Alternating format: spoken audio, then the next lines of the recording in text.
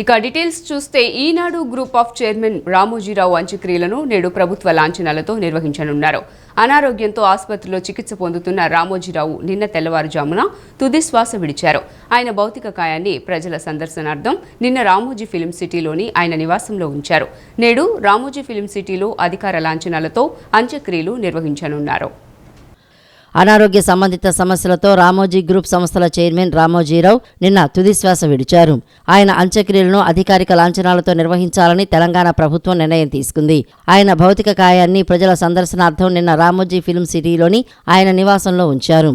సినీ, రాజకీయ, సాహిత్య, కళా, సామాజిక, మీడియా రంగాలకు చెందిన పలువురు ప్రముఖులు, ప్రజలు, సంస్థ ఉద్యోగులు, సిబ్బంది పెద్ద ఎత్తున తరలివచ్చి రామోజీరావు భౌతిక కాయాన్ని సందర్శించి నివాళులర్పించారు. సామాన్య రైతు కుటుంబం నుంచి వివిధ రంగాల్లో అంచెలంచెలుగా ఆయన ఎదిగిన తీరును, ఆయన చేసిన సేవలను గుర్తు చేసుకున్నారు. ఆయన మరణం సమాజానికి తీరని లోటని తెలిపారు. నేడు రామోజీ ఫిల్మ్ సిటీలో అధికారిక లాంఛనాలతో రామోజీరావు అంత్యక్రియలు నిర్వహించనున్నారు. కృష్ణా జిల్లా గన్నవరం మండలం కేసరపల్లి ఐటీ పార్క్ సమీపంలో ముఖ్యమంత్రిగా చంద్రబాబు నాయుడు ప్రమాణ స్వీకారోత్సవానికి ఏర్పాట్లు ముమ్మరంగా జరుగుతున్నాయి. 11 ఎకరాల విస్తీర్ణంలో చంద్రబాబు నాయుడు ప్రమాణ స్వీకార సభకు అధికారులు ఏర్పాట్లు చేస్తున్నారు. ప్రభుత్వ కార్యదర్శి ప్రద్యుమ్న, కృష్ణా జిల్లా కలెక్టర్ బాలాజీ, ఎస్పీ అద్నాన్ నయీం, వివిధ శాఖల అధికారులు ప్రమాణ స్వీకారం చేసే స్థలాన్ని, చుట్టుపక్కల ప్రదేశాలను పరిశీలించారు. ఆంధ్రప్రదేశ్ రాష్ట్ర ముఖ్యమంత్రిగా నారా చంద్రబాబు నాయుడు ఈ నెల 12వ తేదీ ఉదయం 11:27 ప్రమాణ స్వీకారం చేయనున్నారు. ప్రధాని నరేంద్ర మోడీ, ఎన్డీఏ కూటమి ముఖ్య నేతలు, వివిధ రాష్ట్రాల ముఖ్యమంత్రులు ఈ కార్యక్రమానికి వచ్చే అవకాశం ఉన్నందున ఎయిమ్స్ సమీపంలోని స్థలాన్ని పరిశీలించారు. ఆ ప్రాంతం అనువుగా లేకపోవడంతో గన్నవరంలో మరో ప్రాంతాన్ని పరిశీలించారు. గన్నవరం విమానాశ్రయం సమీపంలోని కేసరపల్లి ఐటీ పార్కు వద్ద ప్రమాణ స్వీకార కార్యక్రమం ఏర్పాట్లు చేయాలని నిర్ణయించారు.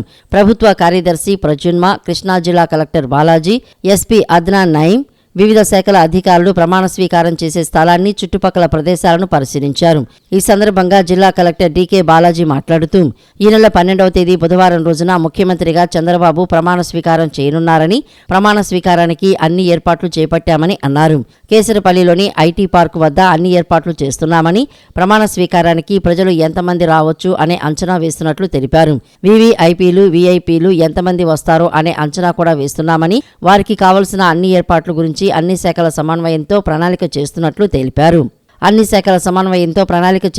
పేర్కొన్నారు. ఈ కార్యక్రమం విజయవంతంగా చేసేందుకు ఎటువంటి చర్యలు కావాలో అన్ని చర్యలు తీసుకుంటామని పేర్కొన్నారు. 12వ తేదీ కొత్తగా స్టార్ట్ చేయనా? ఈ నెల 12వ తేదీ గౌరవ ముఖ్యమంత్రి వర్యులు ప్రమాణ వచనం స్వీకారం చేసే కార్యక్రమాన్ని కేసరపల్లిలో ఐటీ పార్క్ వద్ద ఏర్పాటు చేసేదానికి అన్ని ఏర్పాట్లు చేస్తున్నాము. So venue preparation already start అయింది. సో దానికి పబ్లిక్ ఎంతమంది రావచ్చు అని అంచనా వేస్తూ ఆ పబ్లిక్కి ఏమేమి సదుపాయాలు కల్పించాలి, మళ్ళీ వీఐపీలు, వీవీఐపీలు ఎవరెవరు వస్తారో అని దాన్ని కూడా లెక్కేసుకుంటూ వాళ్ళందరికీ కూడా ఏమేమి ఏర్పాట్లు చేయాలి అని అన్ని శాఖల్ని కూడా సమన్వయంతో ప్రణాళిక సిద్ధం చేస్తున్నాము. ఎన్నికల తర్వాత ఉద్దేశపూర్వకంగా వైఎస్ఆర్సీపీ నాయకులు, కార్యకర్తలను టార్గెట్ చేశారని మాజీ మంత్రి కొడాలి నాని మండిపడ్డారు. టీడీపీ, జనసేన పార్టీ వాళ్లు తమపై దాడులకు పాల్పడుతున్నారని, వైఎస్ఆర్సీపీ నేతల, కార్యకర్తలను భయపెడుతున్నారని అన్నారు. దాడులు జరుగుతున్నా పోలీసులు స్పందించడం లేదని కొడాలి నాని ధ్వజమెత్తారు. వైఎస్ఆర్సీపీపై జరుగుతున్న దాడులపై హైకోర్టుకు వెళ్తామని, దాడులు చేసిన వారితో పాటు చూస్తూ ఉన్న పోలీసులపైన కేసులు వేస్తామన్నారు. రాబోయే 2 రోజుల్లో కృష్ణా జిల్లాలో పర్యటిస్తామని, గాయపడిన కార్యకర్తలకు ధైర్యం చెబుతామన్నారు. కార్యకర్తలను కాపాడుకుంటామని, మమ్మల్ని ఇబ్బంది పెడుతున్న ప్రాంతాల్లో పర్యటిస్తామని తెలిపారు. శాంతి భద్రతల సమస్య వస్తే పోలీసులే బాధ్యత వహించాల్సి ఉంటుందని కొడాలి నాని అన్నారు. యాక్టివ్గా ఉండేటువంటి లీడర్స్ పైన ఉద్దేశపూర్వకంగా దాడులు చేస్తున్నారు. అదేవిధంగా వాళ్ళ ఇళ్ళకెళ్ళి ఇళ్ళు పగలు కొడతాం, కార్లు పగలు కొడతాం, అర్ధరాత్రులు వెళ్ళి వైఎస్ఆర్ కాంగ్రెస్ పార్టీ శ్రేణుల్ని భయపెట్టాలి, ఈ వైఎస్ఆర్ కాంగ్రెస్ పార్టీని డిస్టేజింగ్ చేయాలని చెప్పి పెద్ద ఎత్తున ప్రయత్నాలు చేస్తున్నారు. వాటిల్లో కొన్ని చోట్లయితే ఫిజికల్గా వ్యక్తుల మీద దాడులు చేయటం, కాళ్ళు ఇరగొడతాం, చేతులు ఇరగొడతాం, తల్ల బాగలు కొడతాం. అదేవిధంగా ఈ గ్రామాల్లో కానీ ఇక్కడ కానీ మీరు ఉండకూడదని చెప్పి వార్నింగ్లు ఇవ్వటం అనేక రకాలుగా చేస్తున్నారు. వీటికి ప్రత్యక్ష సాక్షులు పోలీసులు దగ్గర ఉండి వాళ్ళు కొడతాంటే వీళ్ళు చూస్తూ నిలబడి ఎంజాయ్ చేస్తున్నారు. ముఖ్యమంత్రిగా చంద్రబాబు ప్రమాణ స్వీకారం చేయనున్న సభకు ప్రతిష్టమైన ఏర్పాట్లు చేయాలని ప్రభుత్వ ప్రధాన కార్యదర్శి నీరబ్ కుమార్ ప్రసాద్ అధికారులను ఆదేశించారు. ప్రమాణ స్వీకారానికి హాజరయ్యే కేంద్ర రాష్ట్రాలకు చెందిన ప్రజాప్రతినిధులు తదితర వాహనాల పార్కింగ్కు తగు ఏర్పాట్లు చేయాలన్నారు. విస్తృతమైన బందోబస్తు ఏర్పాట్లు చేయాలని కోరారు.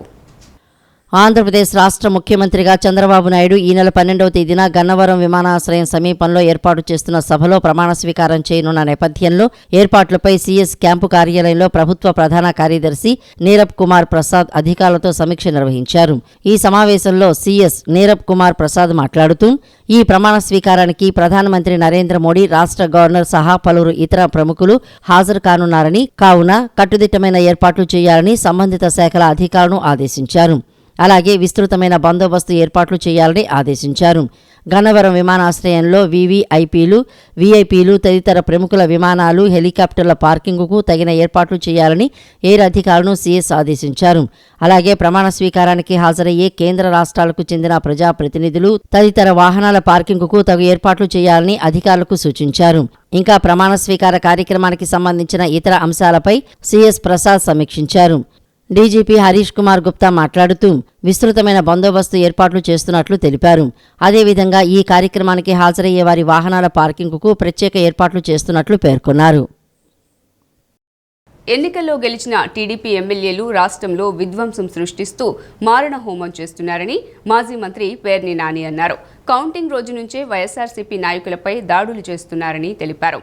టీడీపీ, జనసేన పార్టీ రౌడీ మూకలు అధికార మదంతో రెచ్చిపోతున్నాయని, టీడీపీ నుంచి గెలిచిన ఎమ్మెల్యేలే ఈ దాడుల్ని ప్రోత్సహిస్తున్నారని ఆరోపించారు.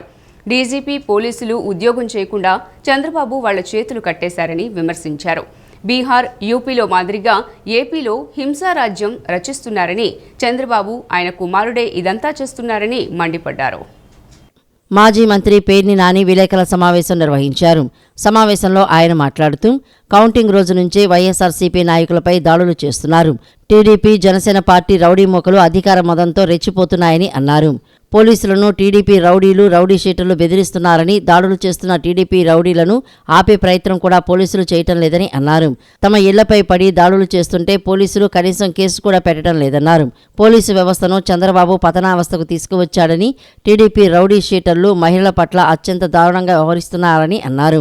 ఇంత జరుగుతున్నా జిల్లా ఎస్పీ ఏమైపోయారని పేర్కొన్నారు. దాడులు చేస్తున్న పోలీసులు చూస్తూ ఉంటే తాము కూడా తిరగబడక తప్పదన్నారు. చంద్రబాబు చేయిస్తున్న దౌర్జన్యాలపై చర్యలు తీసుకోనందుకు కోర్టుకు వెళ్తామని, 2 రోజుల్లో జిల్లా ఎస్పీని తమ నాయకులమంతా కలుస్తామని పేర్ని నాని తెలిపారు. ఏ నియోజకవర్గానికి ఆ నియోజకవర్గం ఎమ్మెల్యేలు గెలిచిన వారు ప్రోత్సహిస్తూ పైనుంచి చంద్రబాబు నాయుడు డీజీపీకి, ఎస్పీలకి కేసులు కట్టబాకండి, మా కార్యకర్తలు చేసేటువంటి ధ్వంసాన్ని మీరు విట్నెస్గా చూస్తూ ఉండండి తప్పితే మా వాళ్ళని ఎక్కడ ఆపటానికి వీల్లేదు, మీరు పోలీసు ఉద్యోగం చేయటానికి వీల్లేదు అని చెప్పని వాళ్ళ పోలీసులు చేతులు కట్టి ఈ ధ్వంసరచన చేస్తున్నాడు. ఈ రాష్ట్రానికి గతంలో బీహార్ ఎట్లా ఉండేదో, లేదా ఒక ఉత్తరప్రదేశ్ ఎట్లా ఉండేదో, ఇవాళ ఆంధ్రప్రదేశ్ రాష్ట్రాన్ని కూడా ఒక హింసా రాష్ట్రంగా, హింసారాజ్యంగా ఆయన తయారు చేస్తున్నటువంటి తండ్రి కొడుకు ఇద్దరు కలిసి చేస్తున్నటువంటి పరిస్థితి. అక్షర యోధుడు రామోజీరావుకు నివాళిగా నేడు, రేపు సంతాప దినాలుగా ప్రకటిస్తూ రాష్ట్ర ప్రభుత్వం ఉత్తర్వులు జారీ చేసింది. ఫిలిం సిటీలోని ఈరోజు ఉదయం 9 గంటల నుంచి 10 గంటల మధ్య రామోజీరావు అంత్యక్రియలు జరగనున్నాయి. అంత్యక్రియల కార్యక్రమానికి రాష్ట్ర ప్రభుత్వం తరపున 3 సీనియర్ అధికారులు ఆర్పి సిసోడియా, సాయి ప్రసాద్, రజత్ భార్గవ్ హాజరు కానున్నారు. ఈ 3 ప్రభుత్వ అధికార ప్రతినిధులు రామోజీరావు పార్థివ దేహంపై పుష్పగుచ్చం సమర్పించి నివాళులర్పించనున్నారు. రాష్ట్ర వ్యాప్తంగా ఈ 2 రోజులు జాతీయ పతాకం సగం వరకు అవనతం చేయాలని ఉత్తర్వుల్లో పేర్కొన్నారు. అధికారికంగా ఏ వేడుకలు నిర్వహించరాదని పేర్కొంటూ ఉత్తర్వుల్లో పొందుపరిచారు. ఈనాడు సంస్థల అధినేత దివంగత రామోజీరావుకు శనివారం నివాళులర్పిస్తూ గుంటూరు జిల్లా తాడేపల్లి పరిధిలోని సీతానగరం కృష్ణా పుష్కర ఘాట్లో సైతిక శిల్పం ఏర్పాటు చేశారు. ప్రముఖ సైకత శిల్పి వరప్రసాద్ ఆధ్వర్యంలో 3 గంటల పాటు శ్రమించి ఇసుకతో ఈ సైకత శిల్పాన్ని నిర్మించారు. కృష్ణానది పుష్కర ఘాట్లో ఈ శిల్పాన్ని ఏర్పాటు చేయడంతో స్థానికులు అక్కడికి చేరుకుని ఆసక్తిగా తిలకిస్తున్నారు.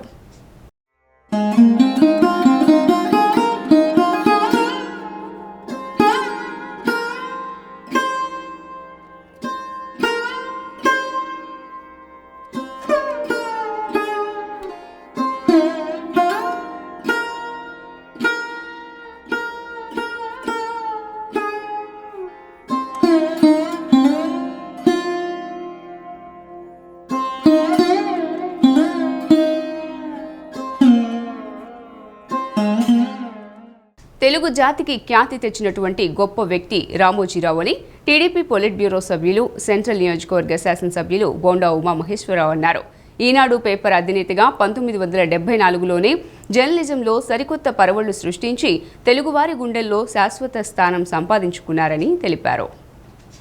పత్రికా రంగంలో విప్లవాత్మక మార్పులు తీసుకుని వస్తూ సమాజానికి మార్గదర్శకులుగా ఉన్న రామోజీరావు మరణాన్ని చింతిస్తూ మొగల్రాజపురంలోని టీడీపీ పొలిట్ బ్యూరో సభ్యులు, సెంట్రల్ నియోజకవర్గ శాసనసభ్యులు బోండా ఉమామహేశ్వరరావు ఇంటి వద్ద శ్రద్ధాంజలి ఘటించారు. టీడీపీ పొలిట్ బ్యూరో సభ్యులు, సెంట్రల్ నియోజకవర్గ శాసనసభ్యులు బోండా ఉమామహేశ్వరరావు రామోజీరావు చిత్రపటానికి పూలు వేసి నివాళులు అర్పించారు. ఈ సందర్భంగా బోండా ఉమా మాట్లాడుతూ సాధారణ రైతు కుటుంబం నుండి అత్యున్నత స్థాయికి అంచెలంచెలుగా ఎదిగారని తెలిపారు. విలువలు కలిగినటువంటి జర్నలిజం కోసం ఆయన జర్నలిజం స్కూల్ పెట్టి ఎంతో మంది జర్నలిస్టులకు ట్రైనింగ్ ఇచ్చి జర్నలిస్టులను తయారు చేశారని తెలిపారు. ఆయనకు ఎన్ని కష్టాలు, నష్టాలు, సమస్యలు వచ్చినా కూడా విలువలను కాపాడిన వ్యక్తి అని కొనియాడారు. ప్రియా పచ్చళ్ళు అనే ఒక కంపెనీని స్థాపించి ప్రపంచవ్యాప్తంగా తెలుగువారి రుచులు పరిచయం చేశారని తెలిపారు. రామోజీ ఫిల్మ్ సిటీని తెలుగువారి కోసం ఏర్పాటు చేసి ఏషియాలోనే అతిపెద్ద స్టూడియోను ఏర్పాటు చేసి బాలీవుడ్ సినిమాలు కూడా హైదరాబాద్లో షూటింగ్లు జరుపుకునేటట్లు చేశారని కొనియాడారు. విలువలు కలిగిన జర్నలిజం మీద ఆయన జర్నలిజం స్కూల్ పెట్టిన, అలాగే ఎంతోమంది జర్నలిస్టులకి ట్రైనింగ్ ఇచ్చిన, ఏ రోజు కూడా ఆయనకి ఎన్ని కష్టాలు, ఇబ్బందులు, సమస్యలు వచ్చినా విలువలు తప్పనటువంటి వ్యక్తి ఈనాడు రామోజీరావు, ఈనాడు సంస్థలు. అట్లాగే ఒక ప్రియా పచ్చళ్ళు, ఆ రోజు అందరూ నవ్వుకున్నారు, ప్రియా పచ్చళ్ళు పచ్చళ్ళ వ్యాపారి అని చెప్పి. అలాంటిది ప్రపంచవ్యాప్తంగా తెలుగువారి రుచులని పరిచయం చేసినటువంటి వ్యక్తి రామోజీరావు.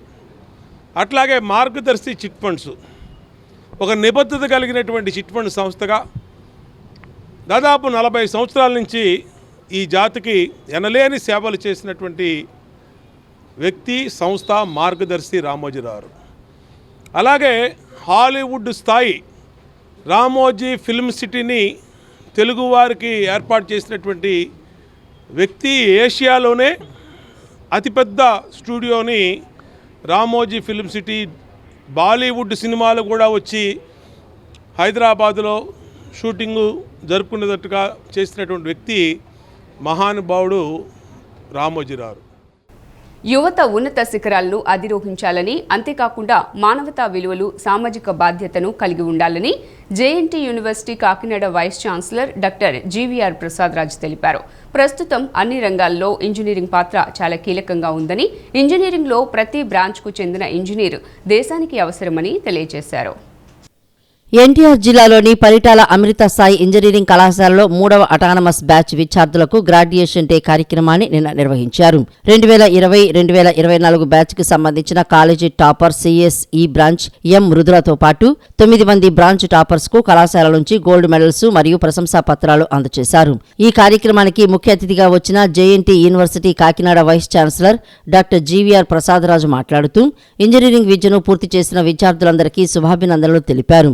అందరూ ఉన్నత శిఖరాలను అధిరోహించాలని, అంతేకాకుండా మానవతా విలువలు, సామాజిక బాధ్యతను కలిగి ఉండాలని పేర్కొన్నారు. అమృత సాయి కళాశాల యూనివర్సిటీ స్థాయిలో ఇండస్ట్రీ అవసరాలకు తగ్గట్టుగా అకాడమిక్ కరిక్యులం నిర్వహిస్తున్నందుకు హర్షం వ్యక్తం చేశారు. ఉన్నతమైన లక్ష్యాన్ని చేరుకోవాలంటే నిరంతర సాధన చేయాలని సూచించారు. కళాశాల president K Lakshmi Karthik, secretary and correspondent K Rammohan Rao, కళాశాల ప్రిన్సిపాల్ డాక్టర్ ఎం శశిధర్ మాట్లాడుతూ 2020-24 అటానమస్ 3వ బ్యాచ్లో 454 మంది విద్యార్థులు ఇంజనీరింగ్ డిగ్రీ పట్టా పొందారని, వీరందరికీ ప్రొవిజనల్ సర్టిఫికెట్స్ అందజేశామని తెలిపారు. అంతేకాకుండా ప్లేస్మెంట్స్లో 243 ప్రోడక్ట్ డెవలప్మెంట్ ఆఫర్స్తో 12 లక్షల అత్యధిక వార్షిక వేతనంతో విద్యార్థుల సత్తా చాటారని తెలిపారు. విద్యార్థులకు మొదటి సంవత్సరం నుండే LMS ఆన్లైన్ ప్రోగ్రామింగ్ ల్యాబ్స్ ద్వారా కెరీర్ ఓరియంటేషన్ ప్రోగ్రాం చేస్తున్నామని, అంతేకాకుండా రాష్ట్ర స్థాయిలో ఇండస్ట్రీ కొలాబరేషన్తో కళాశాలలో ఏర్పాటు చేసిన ethical hacking lab, cyber forensics lab, block chain and crypto labs వంటి అడ్వాన్స్డ్ ల్యాబ్స్ ద్వారా విద్యార్థులకు ప్రత్యేక శిక్షణ ఇస్తున్నామని తెలిపారు.